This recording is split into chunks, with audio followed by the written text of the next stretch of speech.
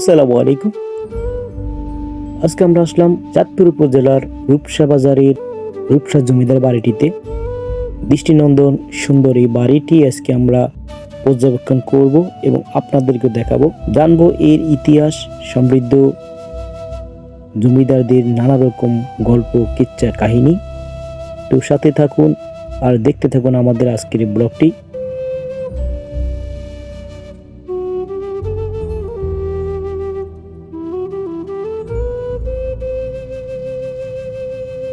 প্রায় 250 বছর আগে বংশাল গ্রামের বর্তমান খাজুরিয়া গ্রামের হিন্দু জমিদারদের জমিদারির পতন হলে ব্রিটিশদের কাছ থেকে এই জমিদারিটি কিনে নেন রূপসা জমিদার বাড়ির প্রতিষ্ঠাতা আহমদ রাজা চৌধুরী।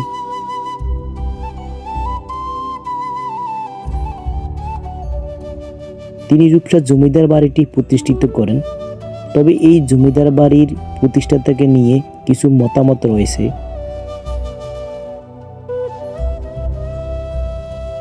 মনোরম সুন্দর এই দৃষ্টিনন্দন জমিদার বাড়িটির ইতিহাসের পেছনের যে দুজনের কথা আমরা শুনতে পাচ্ছি, সেই দুজনের কথাই আজকে আমরা তুলে ধরব এই ভিডিও চিত্রের মাধ্যমে।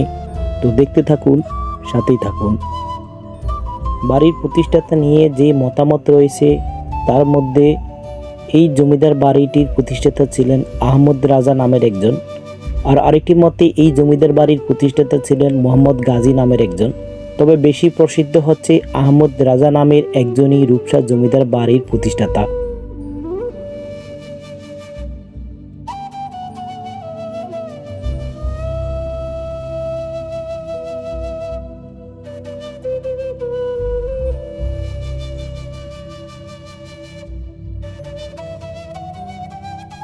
বাড়ির সম্মুখ ভাগ বিশাল আকারের একটি উঠোন।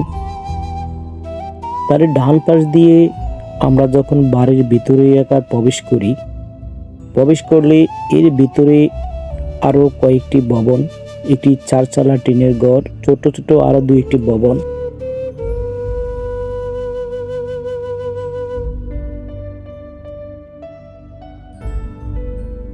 দৃষ্টিনন্দন সুন্দর ভিতরে মোট 3টি ভবন আমরা দেখতে পাই।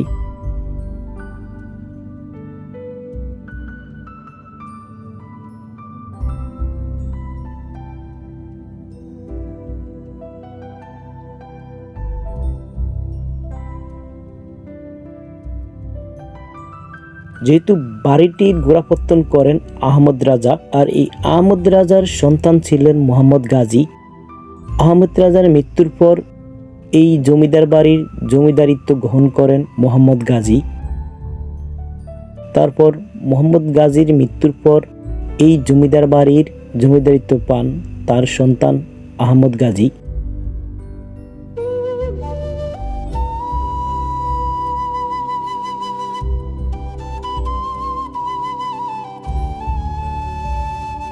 কথিত আছে রূপসা জমিদার বাড়ির জমিদাররা প্রজাদের খাজনার জন্য কখনো অত্যাচার, জুলুম কিংবা নির্যাতন করতেন না। উল্টো এই জমিদাররা প্রজাদের দুঃখ দুর্দশার সময় তাদেরকে সাহায্য করতেন।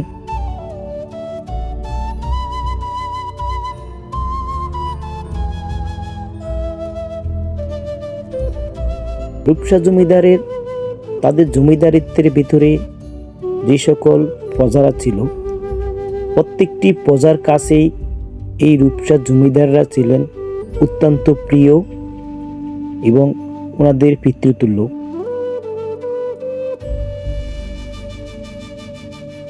রূপসা জমিদার বাড়ির জমিদাররা ছিলেন ধর্মভীরু, ন্যায়পরায়ণ,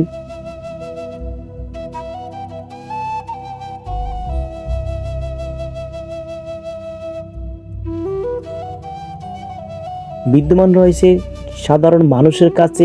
এই রূপসা জমিদার পরিবারের একজন হলেন খান বাহাদুর আবিদুর রাজা চৌধুরী। তিনি ব্রিটিশ শাসনামলে নামকরা রাজনীতিবিদ ও সমাজকর্মী ছিলেন। এই জমিদার বাড়ির বংশধররা এখনো এই বাড়িটিতে বসবাস করতেছেন।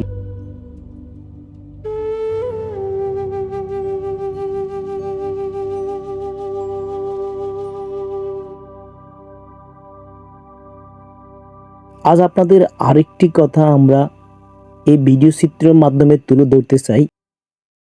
বাংলাদেশ 1971 সালে স্বাধীনতা যুদ্ধে মহান মুক্তিযুদ্ধের সময় পূর্ব বাংলার বেশিরভাগ জমিদাররাই পাকিস্তান মিলিটারি বাহিনীকে অর্থ এবং বিভিন্নভাবে সাহায্য করছে, কিন্তু এই রূপসা জমিদাররা পাকিস্তানি মিলিটারিকে সাহায্য করেননি, তারা মূলত মুক্তিযোদ্ধাদেরই সাহায্য করছেন।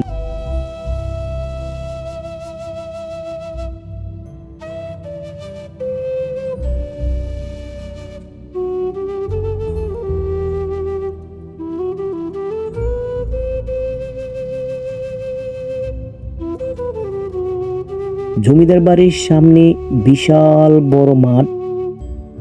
জমিদার বাড়িতে ইট দিয়ে তৈরি করা মোট 3টি ভবন আছে। এর মধ্যে একটি হচ্ছে মূল ভবন, আর একটি হচ্ছে মূল ভবনের বাম পাশে এবং আরেকটি আছে মূল ভবনের পিছনে। এছাড়াও আছে ঢেউটিন দিয়ে তৈরি করা 3টি ঘর। জমিদার বাড়িতে ঢোকার পথে ডান পাশে আছে জমিদার বাড়ির মসজিদ। জমিদার বাড়ির মসজিদের পাশেই হলো কবরস্থান, তার সামনে হলো সান বাঁধানো একটি বিশালাকার পুকুর, জমিদার বাড়ির প্রবেশদ্বার।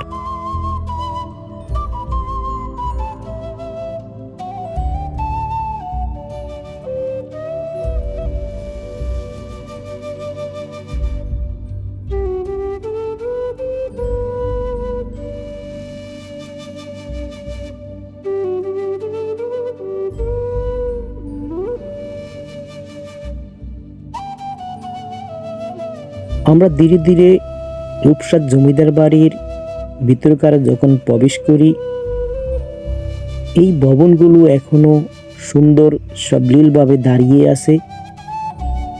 লক্ষ্মীপুর জেলার কয়েকটি জমিদার বাড়িতে আমরা ভ্রমণ করেছি, কয়েকটি জমিদার বাড়ি আমরা দেখেছি যে বাড়িগুলো ধ্বংসপ্রায়।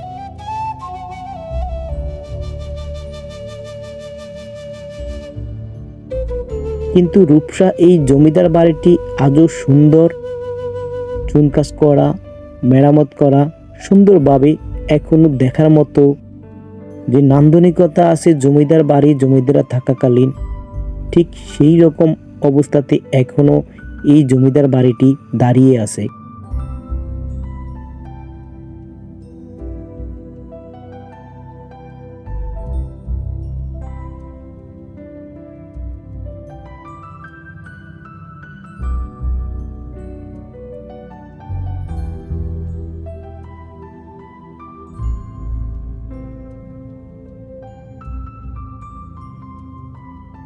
প্রত্যেকটি প্রাসাদ সুন্দর করে চুনকাম করা, রং করা।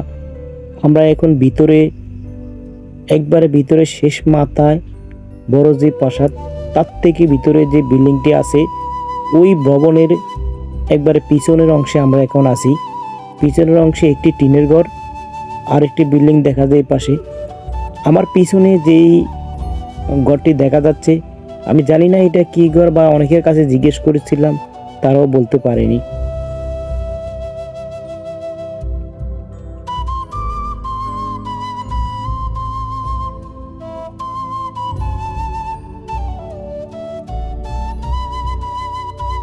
এই ঘরগুলোতে এখন চুনকাম করা, সুন্দর পরিপাটি, বর্তমান যেই বিল্ডিংগুলো তৈরি হয় সেই ঘরগুলোর মতোই।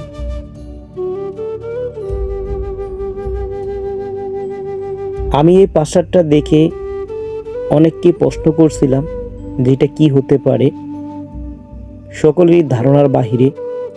যদিও এর এক অংশ এখন ভেঙে গেছে, অন্য অংশ যে ছিদ্র আছে এটা দিয়ে দরজা দিয়ে আমরা প্রবেশ করেছি।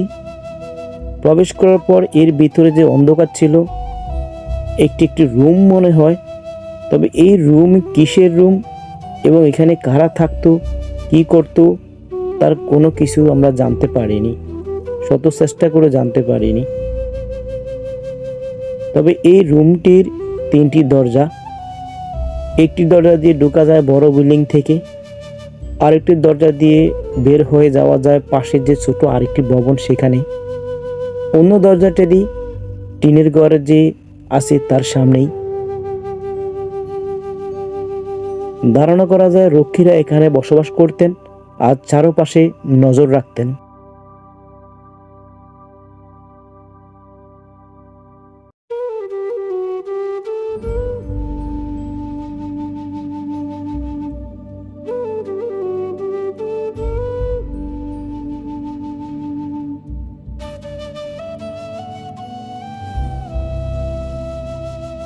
প্রতিদিন দর্শনার্থীদের ভিড়ে, মানুষের কোলাহলে এই রূপসার জমিদার বাড়িটি আনন্দমুখর হয়ে থাকে।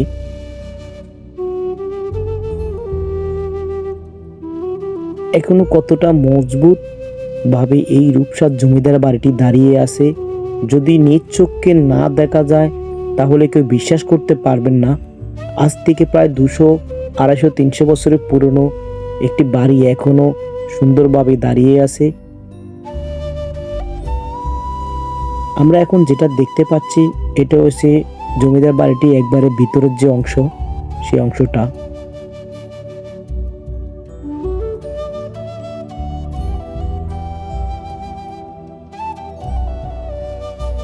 বাহিরের যে সিঁড়ি, এই সিঁড়ির হাতলে তখন নাকি কাঠের তৈরি করা ছিল। পরবর্তীতে জমিদারের বংশের লোকেরা এখানে এই স্টিল অ্যাসেস দিয়ে হাতল তৈরি করেন।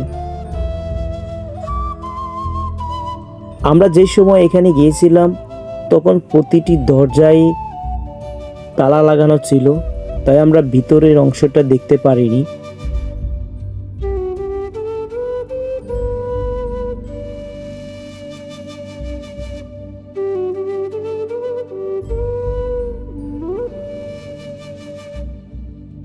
এক অপূর্ব সুন্দর জমিদার বাড়ি। বাড়ির সামনের বিশাল আকার উঠোন দেখে মন প্রাণ জুড়িয়ে যাবার মতো। বিভিন্ন রকম ফল পাকাদি এখানে আছে।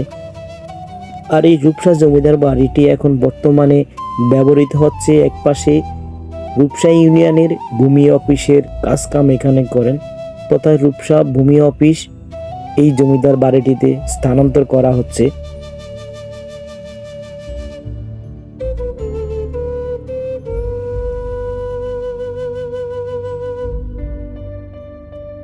শেষ বিকেলের আলোতে অনেক অনেক সুন্দর লাগছিল এই রূপসা জমিদার বাড়িতে, যেন ওই রূপসার রূপ খসে পড়তেছে এমনই মনে হচ্ছে আমার কাছে।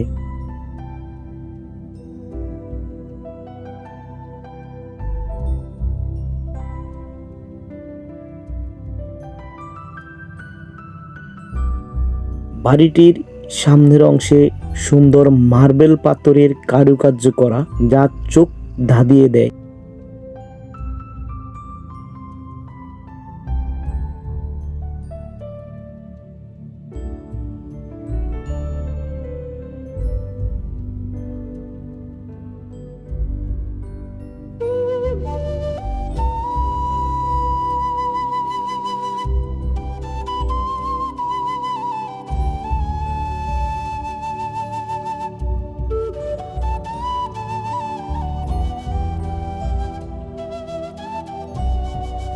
প্রতিটি দেয়াল কতটা মজবুত।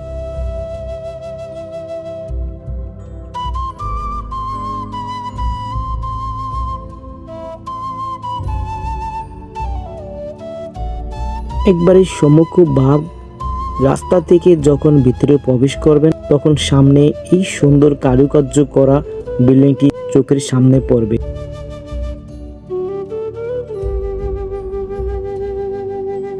শেষ বিকেলের গোধূলি আলোতে বাড়িটিকে একবার রূপময়, খুব সুন্দর।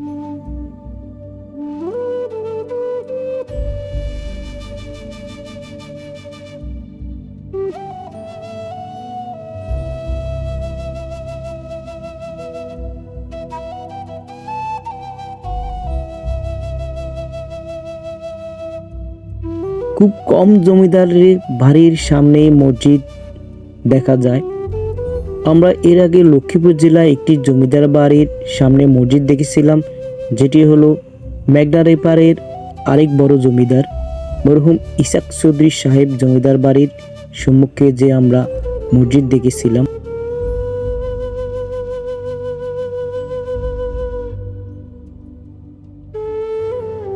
প্রতিটি সুন্দর কারুকার্য করা পিলারগুলো দেখলেন, আর এত সুন্দরভাবে মার্বেল পাথরের তৈরি এই বিল্ডিং দৃষ্টিনন্দন।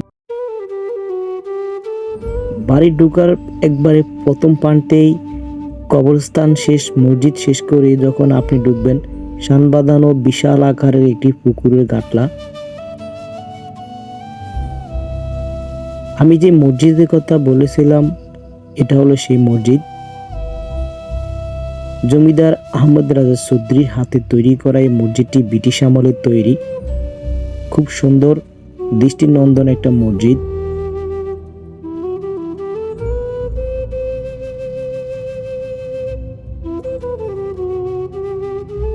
খুব কম জমিদার বাড়িতে মসজিদ তৈরি করা, বা মুসলিম খুব কম জমিদারই ছিলেন ব্রিটিশ আমলের।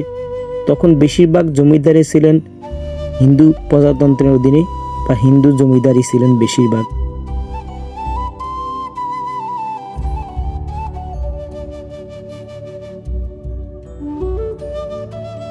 মসজিদের শান বাঁধানো ঘাট, এই ঘাট থেকে উজু করে মসজিদে প্রবেশ করতেন মুসল্লিরা কিংবা জমিদাররা।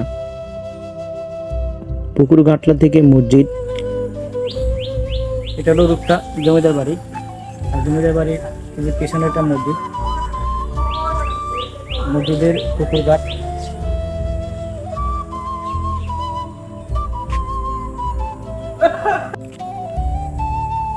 আজকে আমরা আসলাম ফরিদগঞ্জ উপজেলার রূপসা জমিদার বাড়ি। রূপসা জমিদার বাড়ি এখন আপনাদের সামনে যেখানে আমি কথা বলতেছি, এটা হলো রূপসা জমিদার বাড়ির মসজিদের পুকুর ঘাট। আমার পিছনে যেটা, এটা জমিদার হাতে তৈরি মসজিদ।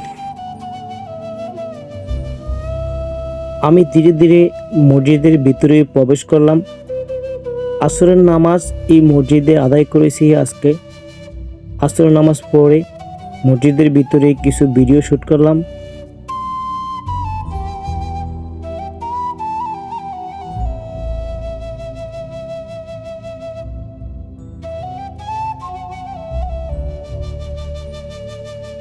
আমাদের এই কষ্ট, এই অর্জিত জিনিসগুলো তখনই আমাদের সার্থক হবে যখন আপনারা আমাদের চ্যানেলকে সাবস্ক্রাইব করবেন, ফলো করবেন। আপনাদের প্রতি অনুরোধ রইল চ্যানেলটা সাবস্ক্রাইব করবেন, লাইক করবেন, মন্তব্য লিখে জানাবেন আমাদের। সে পর্যন্ত ভালো থাকবেন ইনশাআল্লাহ। হয়তো আগামীতে আবার কোনো ভিডিও নিয়ে আপনাদের সামনে আসব। সে পর্যন্ত ভালো থাকবেন।